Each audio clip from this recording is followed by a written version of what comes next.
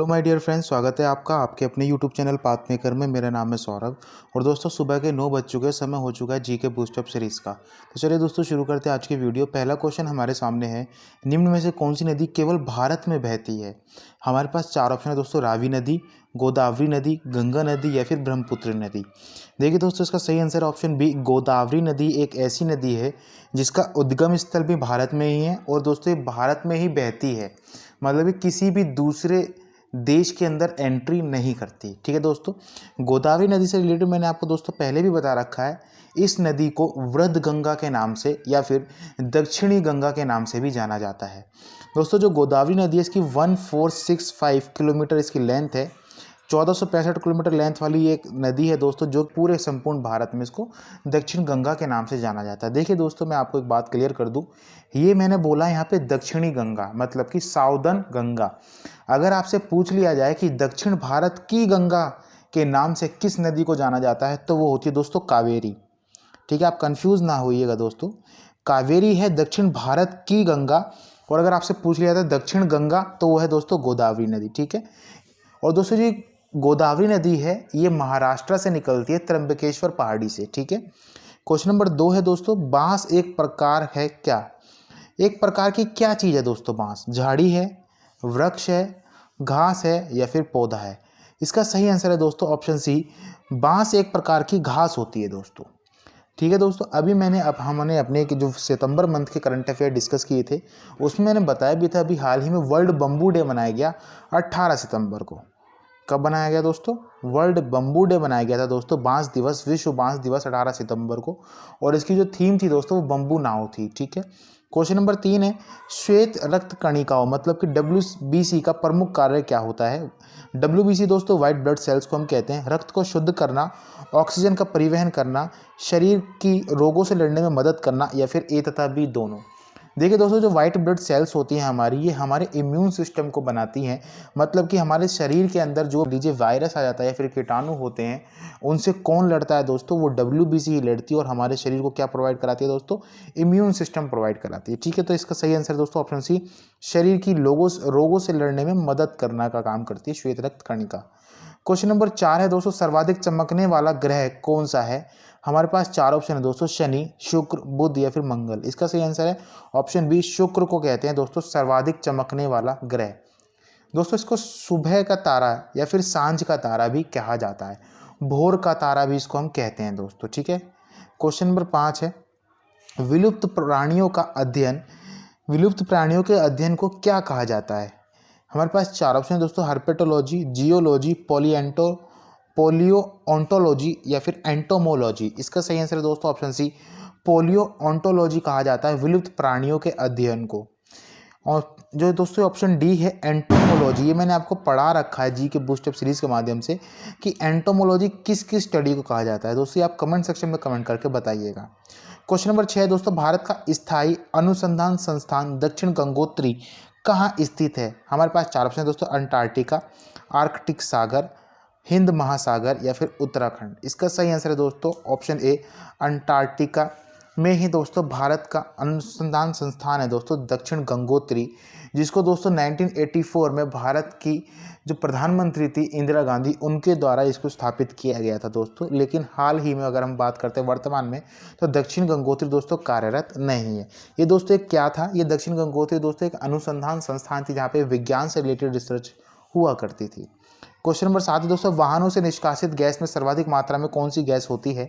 हमारे पास 4 ऑप्शन दोस्तों, carbon dioxide, sulphur dioxide, carbon monoxide या फिर, इसका सही आंसर है दोस्तों ऑप्शन सी, कार्बन मोनोऑक्साइड। दोस्तों वाहनों से निष्कासित होने वाली सर्वाधिक मात्रा में यही गैस होती है। ठीक है दोस्तों, क्वेश्चन नंबर 8 है दोस्तों, डॉक्ट्रिन ऑफ लैप्स पॉलिसी मतलब कि राज्य हड़प नीति किसके द्वारा प्रारंभ की गई थी? हमारे पास 4 ऑप्शन दोस्तों, Lord Cornwallis, Lord Dalhousie, Lord William Bentinck या फिर लॉर्ड माउंटबेटन।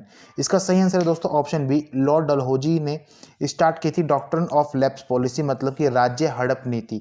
और दोस्तों इसके तहत जो सबसे पहले जिसको मिलाया गया, ये ब्रिटिश शासन ने जिसको सबसे पहले इस नीति के तहत मिलाया था, वो था दोस्तों महाराष्ट्र का सतारा महाराष्ट्र को दोस्तों इसके तहत मिलाया गया था अपने ब्रिटिश एम्पायर में। ठीक है दोस्तों, लॉर्ड डलहौजी के शासनकाल के दौरान ही प्रथम ट्रेन चली थी दोस्तों, जो कि मुंबई से थाने के बीच में चली थी।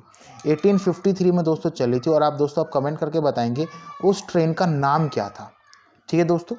डॉक्ट्रिन ऑफ लेफ्ट पॉलिसी की स्टार्ट करी थी दोस्तों लॉर्ड डलहौजी ने। और लॉर्ड कॉर्नवालिस से भी मैंने दोस्तों आपको 2 क्वेश्चन बता रखे हैं, इसके भी आप कमेंट सेक्शन में कमेंट करके बताइएगा लॉर्ड कॉर्नवालिस ने क्या क्या कहा था, या फिर ये कौन थे, इनको किस उपनाम से जाना जाता था।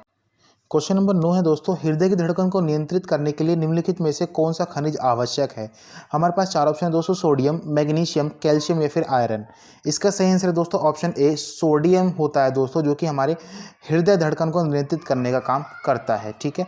क्वेश्चन नंबर 10 है, पालक के पत्तों में निम्नलिखित में से किसकी मात्रा सबसे अधिक होती है।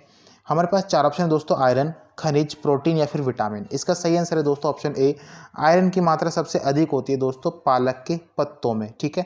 क्वेश्चन नंबर 11 की ओर बढ़ते हैं, भारत के राष्ट्रपति को किसके द्वारा शपथ दिलाई जाती है। हमारे पास 4 ऑप्शन है, उपराष्ट्रपति द्वारा, chief justice of supreme court के द्वारा, प्रधानमंत्री के द्वारा या फिर कैग के द्वारा। इसका सही आंसर है दोस्तों option b, chief justice of supreme court के द्वारा ही दोस्तों भारत के राष्ट्रपति को उनके पद की शपथ दिलाई जाती है। ठीक है दोस्तों, आप कमेंट सेक्शन में कमेंट करके बताइएगा कि सुप्रीम कोर्ट के प्रेजेंट में चीफ जस्टिस कौन है। ये मैंने आपको दोस्तों जीके बूस्ट अप सीरीज के माध्यम से भी, और मैंने आपको जो CHSL का जो एग्जाम एनालिसिस करवाई थी दोस्तों, उसमें भी मैंने आपको बता रखा है। क्वेश्चन नंबर 12 है दोस्तों, बजट का शाब्दिक अर्थ क्या होता है। चमड़े का थैला, जूट का थैला, चमड़े की किताब या फिर कपड़े का बैग। इसका सही आंसर है दोस्तों, बजट का जो दोस्तों शाब्दिक अर्थ होता है, मतलब कि वर्डिंग जो मीनिंग है इसका, वो क्या होता है दोस्तों, चमड़े का थैला।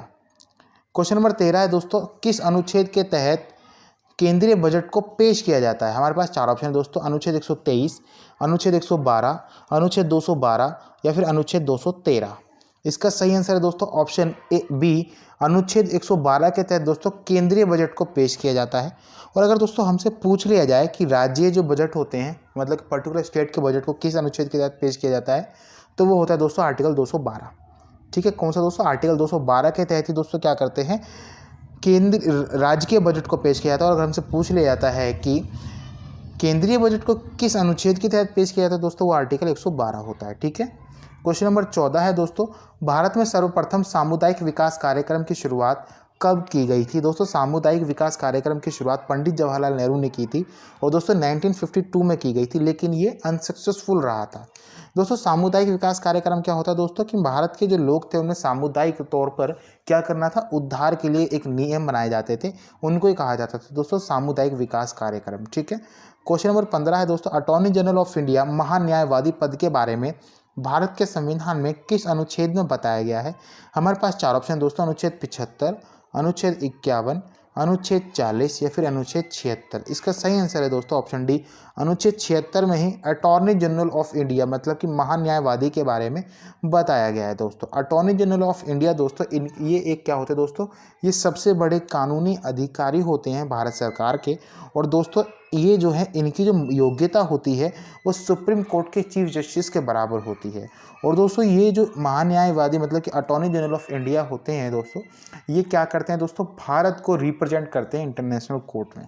ठीक है दोस्तों, attorney general of India at present कौन है वर्तमान में दोस्तों, आप कमेंट सेक्शन में कमेंट करके बताइएगा। देखिए दोस्तों, अनुच्छेद 40 के तहत मैंने आपको बता रखा है अपनी जीके बूस्ट अप सीरीज के माध्यम से कि अनुच्छेद 40 में क्या बताया गया है। और दोस्तों अनुच्छेद 51 में भी मैंने आपको बता रखा है कि अनुच्छेद 51 के तहत क्या बताया गया। तो दोस्तों इन दोनों को आप कमेंट सेक्शन में कमेंट करके बताइएगा। क्वेश्चन नंबर 16 है दोस्तों, भारत के महान्यायवादी की नियुक्ति किसके द्वारा की जाती है, मतलब कि अटॉर्नी जनरल ऑफ इंडिया की जो नियुक्ति होती है दोस्तों कौन करता है। हमारे पास 4 ऑप्शन है दोस्तों, प्रधानमंत्री के द्वारा, सुप्रीम कोर्ट के न्यायाधीश के द्वारा, भारत के राष्ट्रपति के द्वारा या फिर गवर्नर के द्वारा। इसका सही आंसर है दोस्तों ऑप्शन सी, भारत के राष्ट्रपति के द्वारा ही भारत के महान्यायवादी की नियुक्ति की जाती है। क्वेश्चन नंबर 17 है दोस्तों, यूएसबी का पूर्ण रूप क्या है। हमारे पास 4 ऑप्शन है, यूनिवर्सल सीरियल बस, यूनिटी सीरियल बस, universal serial service boot, universal serial boot. इसका सही आंसर है दोस्तों ऑप्शन ए, यूनिवर्सल सीरियल बस होता है दोस्तों यूएसबी का पूर्ण रूप। क्वेश्चन नंबर 18 है दोस्तों, भारत की पहली क्षेत्रीय भाषा जिसका कीबोर्ड उसकी अपनी भाषा में उपलब्ध है वह कौन सी है। इसका सही आंसर है दोस्तों ऑप्शन सी, तमिल भाषा ऐसी है क्षेत्रीय भाषा जिसका कीबोर्ड उपलब्ध है दोस्तों तमिल भाषा में। ठीक है। क्वेश्चन नंबर 19 है दोस्तों, हाल ही में किस स्थान के फव्वारे ने दुनिया के सबसे बड़े फव्वारे होने का रिकॉर्ड बनाया है? इसका सही आंसर है दोस्तों ऑप्शन ए, दुबई का एक फव्वारा है दोस्तों जिसने दुनिया के सबसे बड़े फव्वारे होने का रिकॉर्ड बनाया है। क्वेश्चन नंबर 20 है दोस्तों, हाल ही में संयुक्त राष्ट्र दिवस कब मनाया गया? हमारे पास चार ऑप्शन है दोस्तों, 22 अक्टूबर, 23 अक्टूबर, 20 अक्टूबर या फिर 24 अक्टूबर। इसका सही आंसर है दोस्तों 24 अक्टूबर को ही राष्ट्रीय संयुक्त राष्ट्र दिवस मनाया जाता है, क्योंकि दोस्तों 24 अक्टूबर 1945 को ही यूएनओ की स्थापना की गई थी। क्वेश्चन नंबर 21 है दोस्तों, भगवत गीता का सर्वप्रथम अंग्रेजी में अनुवाद किसके द्वारा किया गया था? दोस्तों इसका आंसर आप कमेंट सेक्शन में कमेंट करके बताइएगा। दोस्तों कल हमने आपसे पूछा था वेल्डिंग में प्रयोग होने वाली गैस किस किस गैस का मिश्रण होती है? इसका सही आंसर है दोस्तों ऑक्सीजन और एसिटिलीन का। किसके दोस्तों? ऑक्सीजन और एसिटिलीन का मिक्सचर होती है दोस्तों वेल्डिंग में प्रयोग होने वाली गैस। दोस्तों कल जो इतने भी हमने आपसे क्वेश्चन पूछे थे उनका सबसे ज़्यादा डिटेल में जो आंसर दिया गया है वो नीलम जी के द्वारा दिया गया है। दोस्तों हमें बहुत खुशी होती है जब आप कमेंट सेक्शन में कमेंट करके हमारे द्वारा जितने भी क्वेश्चन पूछे जाते हैं आप उनका डिटेल में आंसर देते हो। दोस्तों डिटेल में आंसर देने से ये होता है दोस्तों कि आपको वो क्वेश्चन परमानेंटली याद हो जाते हैं और आगे आने वाले एग्जाम में अगर आपसे कभी भी वो क्वेश्चन पूछ लिया जाता है तो वो क्वेश्चन आपका एग्जाम में गलत नहीं होता। तो चलिए दोस्तों आज की वीडियो यहीं पे समाप्त होती है। आपको ये वीडियो कैसी लगी कमेंट सेक्शन में कमेंट करके जरूर बताइएगा, हमें आपकी कमेंट का इंतजार रहेगा। तो चलिए दोस्तों विदा लेते हैं, मिलेंगे अपनी नेक्स्ट वीडियो में। Thanks for watching guys. जय हिंद, जय भारत।